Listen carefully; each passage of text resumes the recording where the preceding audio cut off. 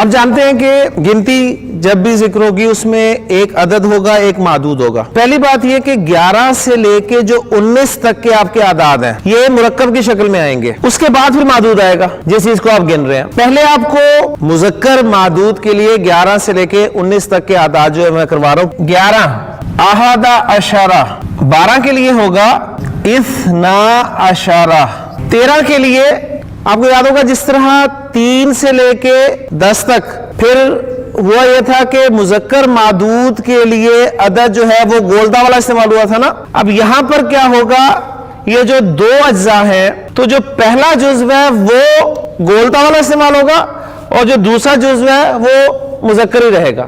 ثلاثۃ عشرہ، 14 اربعۃ عشرہ، 15 خمسۃ عشرہ، 16 ستۃ عشرہ، 17 سبعۃ عشرہ، اور پھر 18 ثمانیۃ عشرہ، اور 19 تسعۃ عشرہ.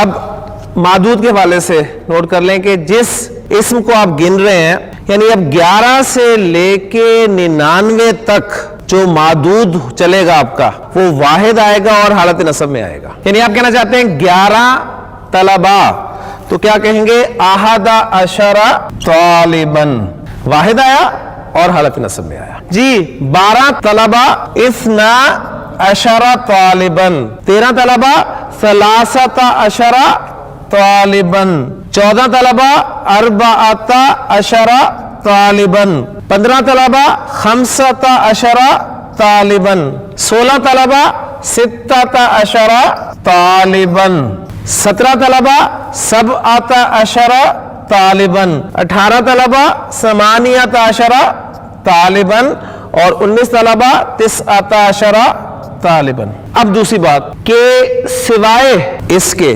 تمام جو ہیں مبنی ہیں اور مبنی علی الفتحہ یعنی فتح زبر کے ساتھ مبنی ہے، یعنی زبر ہی آئے گی ان پہ ہمیشہ. احد عشرہ رفع میں بھی ہے، نصب میں بھی ہے، جر میں بھی ہے. یہ رفع میں ہے اثنا عشرہ اور نصب اور جر اثنی عشرہ.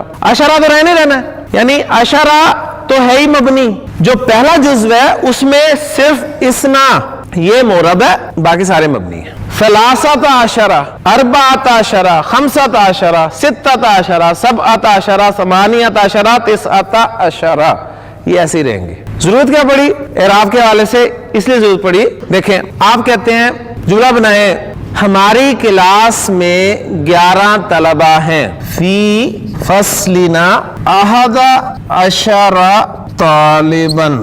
جار مجرور سے جملہ شروع ہو رہا ہے، کیا ہے، مبتدا یا خبر ہے؟ خبر مقدم. خبر مقدم ہے تو آگے مبتدا مؤخر ہوگا. احد عشرہ، اب یہ آپ کا احد عشرہ یہ رفع میں ہے اس لیے کہ مبتدا کی جگہ پر آ رہا ہے. جس جگہ پر آ رہا ہے اس جگہ کے حوالے سے دیکھیں، احد عشرہ مبتدا کی جگہ پہ آ رہا ہے، مبتدا رفع میں ہوتا ہے لہذا یہ رفع والا ہے. اچھا دوسرا جملہ آپ بولتے ہیں یقیناً ہماری کلاس میں 11 طلبہ ہیں، انا لگاتے ہیں. جب انا لگا تو انا نے کیا کرنا ہوتا ہے، مبتدا کو نصب میں لے کے جانا ہوتا ہے نا. مبتدا یہ ہے احد عشرہ تو یہ نصب میں آئے گا، تو اب انا کی وجہ سے جب نصب میں آیا تو یہ احد عشرہ ہی رہے گا. ان فی فصلنا احد عشرہ طالباً، تو گویا اب یہاں پر احد عشرہ جو ہے یہ نصب میں آ گیا. پھر آپ کہتے ہیں میں 11 طلبہ کے پاس سے گزرا، تو گزرنے کے لیے مررتو، مرہ یا مرو مضاف، مرہ مرہ، مرو مرت، مرتا مررنا، اور یہ باقی پروفیشن کے ساتھ آتا ہے.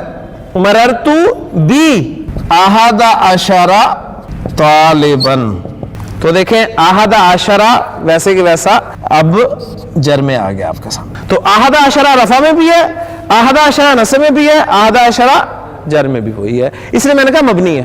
احد عشرہ کی جگہ پر ہم لیں اثنا عشرہ تو اس میں اثنا کے لفظ میں تبدیلی آئے گی، باقی عشرہ ایسے رہے گا. مثلا آپ کہتے ہیں جی ہماری کلاس میں 12 طلبہ ہیں، فی فصلنا اثنا عشرہ طالباً، کیونکہ مبتدا آ رہا تھا تو مبتدا رفع میں ہوتا تو اثنا عشرہ لگے گا. اب آپ کہنا چاہتے ہیں کہ ان فی فصلنا، ان کی وجہ سے اثنا کی بجائے اثنی عشرہ طالباً، اور مررتو بی اثنی، اور اثنانی کا حمزہ حمزۃ الوصل ہوتا ہے لہذا ملا کر پھر پڑھیں گے مررتو بی इफ नहीं, मैं अलग ही पढ़ रहा हूं ताकि आपको बात क्लियर हो जाए। मररतु बी इफ नहीं अशरा तालिबन, सिर्फ ये चेंज होगा इसना, बाकी मबनी रफा नसब जर वैसे ही रहेंगे।